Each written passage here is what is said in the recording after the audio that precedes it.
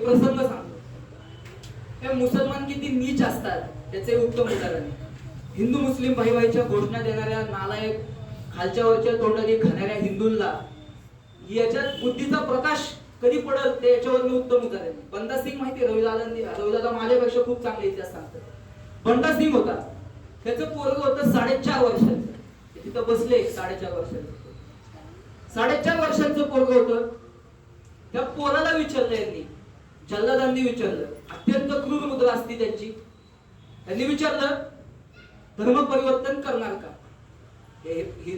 आता ते देश फोडण्यासाठी ते शीख लोक स्वतःला वेगळा धर्म बनवून घेत आहेत, पण त्यांचं ते स्वतः गुरु नानक रोज चंडीपाठ वाचायचे असं पत्र मेहंदळेंनी प्रकाशित केलं. मुसलमानांना संपवायचं, जगाच्या पाठीवरनं संपवायचं म्हणून रोज चंडीपाठ वाचणारे गुरु नानक रोज वाचायचे, रोज चंडीपाठ गुरु नानक वाचायचे.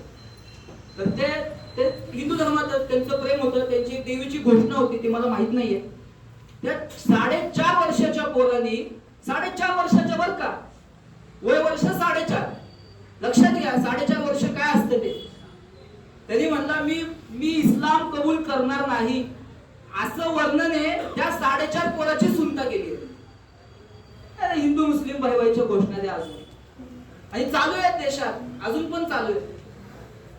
4.5 वर्षाच्या पोराची सुनता केली आणि तरी पण तो तयार झाला नाही.